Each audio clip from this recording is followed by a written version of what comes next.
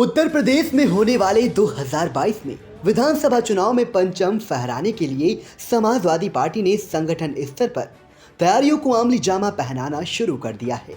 शनिवार को लखनऊ में सुबह के सभी जिला अध्यक्षों, विधानसभा अध्यक्षों और महानगर के अध्यक्षों के साथ पार्टी के मुखिया अखिलेश यादव ने बैठक कर 22 में बाइसिकल का गुरु मंत्र दिया और इसके बाद प्रेस से मुखातिब हुए। पूर्व मुख्यमंत्री अखिलेश यादव भारतीय जनता पार्टी पर जमकर बरसे। आप भी सुनिए अखिलेश यादव ने क्या कुछ कहा। आज पार्टी के संगठन की बैठक थी और संगठन के सभी जिम्मेदार पदाधिकारी यहां मौजूद थे, जिसमें जिलाध्यक्ष और विधानसभा के अध्यक्ष, और किस तरीके से आने वाले समय में आगे के चुनाव को उत्तर प्रदेश में समाजवादी पार्टी के पक्ष में समर्थन जनता का मिले। पूरा उत्तर प्रदेश बदलाव चाहता है, उत्तर प्रदेश में परिवर्तन हो।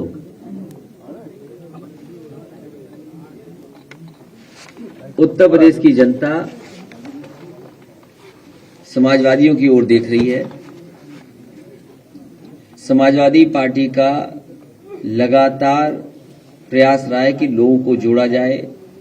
पार्टी के प्रयास रहा कि जो क्षेत्रीय और छोटे दल हैं उनको भी जोड़ करके उत्तर प्रदेश की जनता को एक नई सरकार देने का काम करें।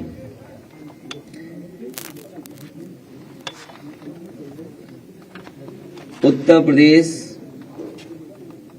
में पिछले भारतीय जनता पार्टी की सरकार चल रही है, पिछले 4.5 साल और 5 साल पूरे होने जा रहे हैं। अभी तक भारतीय जनता पार्टी ने अपना संकल्प पत्र उठा करके नहीं देखा है।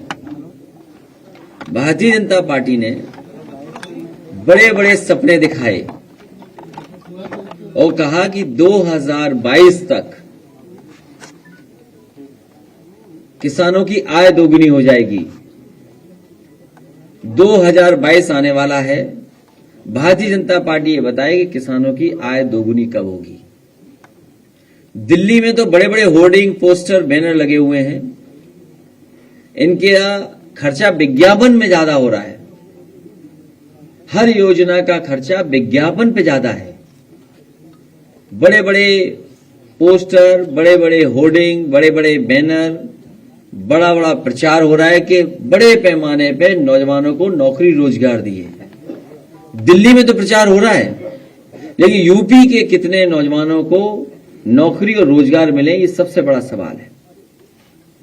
जहां उनको बड़े बड़े सपने दिखाए गए थे इन्वेस्टमेंट मीट के बहाने, कम से कम सरकार अब चुनाव में जा रही है, भारतीय जनता पार्टी चुनाव में जा रही है, तो बताए कि जो शिलान्यास किए गए थे या जो एमओयू साइन हुए थे वो 4.5 साल में कितने पूरे हो गए।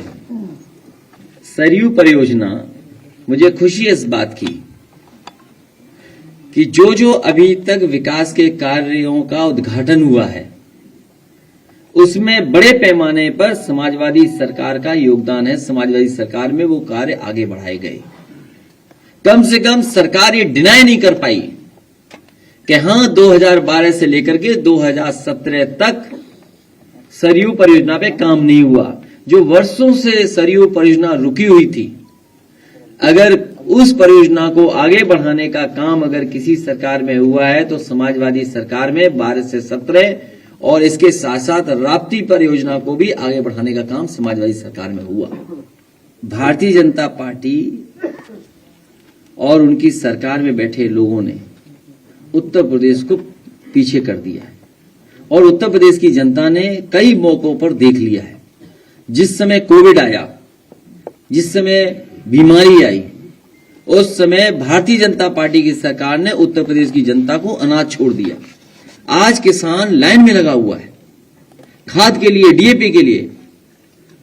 इतनी बड़ी जनसभा हुई, क्या भारतीय जनता पार्टी ने खाद की बात की? जो फर्टिलाइजर प्लांट लगा है, क्या समाजवादी सरकार में 12 से 17 में जो जगदीशपुर से हल्दिया वाली पाइपलाइन थी, गैस पाइपलाइन थी, क्या उसके लिए परमिशन दी गई कि नहीं दी गई?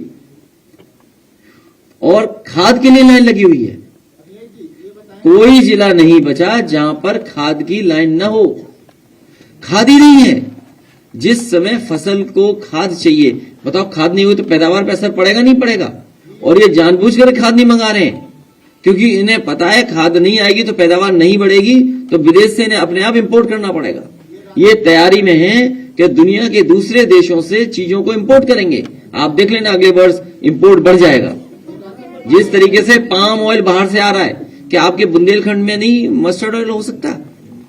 तिल हो सकती है, सरसों का तेल, सोयाबीन, ये तीन ही तेल हैं जो सबसे ज्यादा इस्तेमाल होते हैं। क्योंकि ऑयल आपके यहाँ नहीं है वेजिटेबल ऑयल, इसलिए पाम ऑयल का इंपोर्ट कर रहे हैं आप पाम ऑयल का इंपोर्ट कर रहे हैं इसलिए कि कुछ कंपनियों को आप लाभ पहुंचाना चाहते हैं।